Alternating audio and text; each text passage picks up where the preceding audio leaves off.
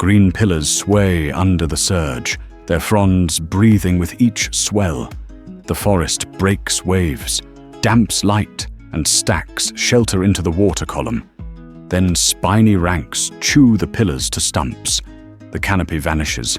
A plain spreads, purple and bare. Into this quiet ruin swims a small hunter with dense coat and patient hands. It cannot anchor rock or plant a frond. Yet where it feeds, the green returns, and boats measure the shift. A keystone species seems to move the whole stage by touch alone. Call it kelp forest guardians, the Otter Cascade, when the current changes course. These coasts run on motion and cold. Upwelling brings nutrients. Storms prune.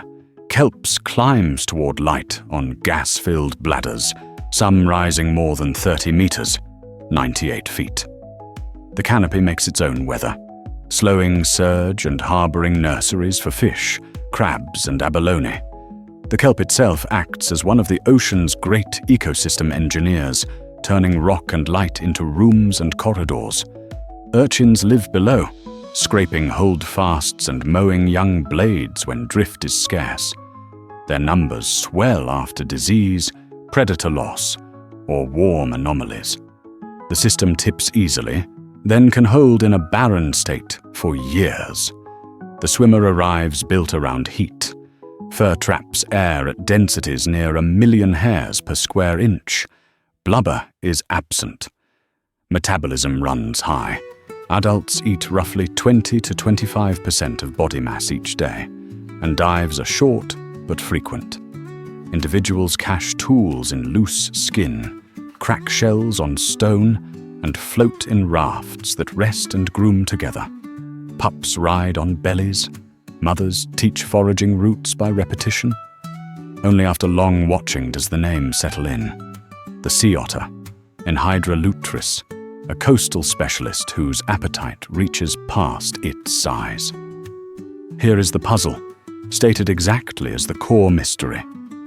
How does selective predation on urchins by otters trigger a stable regime shift back to kelp forests, rather than a transient fluctuation? Grazers can reach thousands per square meter in barrens, yet many are starved, zombie urchins that still scrape any recruit that lands. Remove a few, and mouths remain.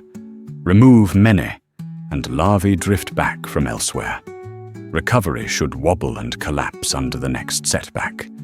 Yet, in places where this predator returns and persists, kelp stands reassemble, blade, stipe, canopy, often within seasons, and hold through ordinary storms. Evidence suggests not all urchins are equal. The hunter targets larger reproductive individuals first, sometimes the exposed grazers that do most damage. Behavior shifts too.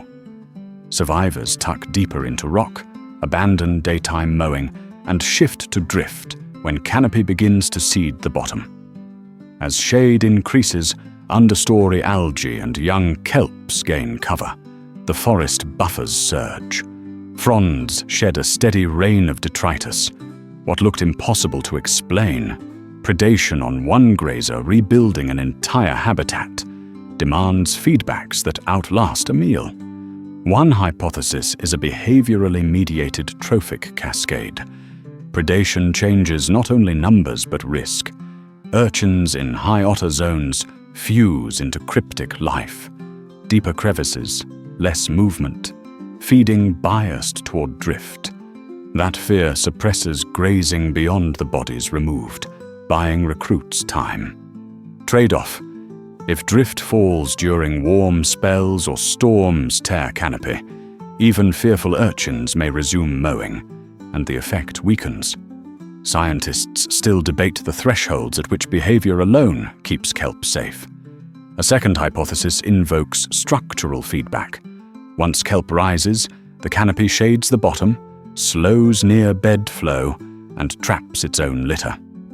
Shade favors kelps and some understory algae over encrusting corallines that urchins track. Slower flow reduces urchin encounter with new shoots. Litter feeds them without cutting live tissue.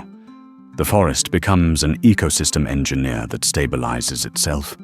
Limit, severe heat waves or disease can strip canopy fast, making the system fragile until structure regains height. A third idea links demography and energy. By culling large, gonad-rich urchins, the predator reduces reproductive output and the vigor of grazing. Remaining urchins often show low gonad index and shrink in place, poor consumers and poor parents. Kelp then recruits in pulses that cross a tipping line. Once density lifts, wave damping and shade reinforce the state. This is adaptation at the community scale. Traits and behaviors shift under new risk, and function changes. But costs exist. The hunter also eats abalone and crabs. Fisheries feel the pressure.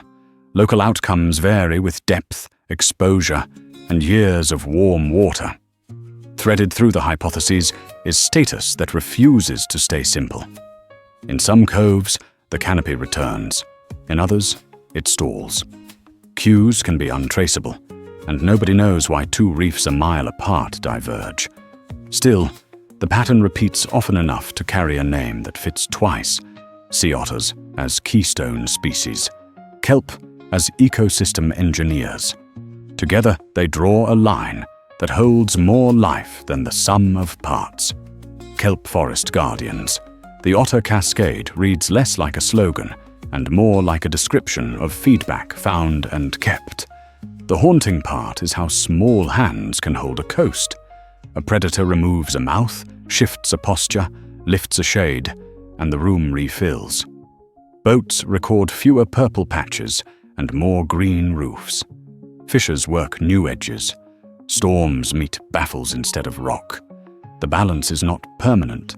Scientists still debate how much hunting is enough and how warm a decade of forest can bear. Yet the lesson presses forward, rewriting what we thought we knew about control in restless water. If the canopy falls again, what returns first? The grazer's hunger or the guardian's root? And which one decides the map we inherit?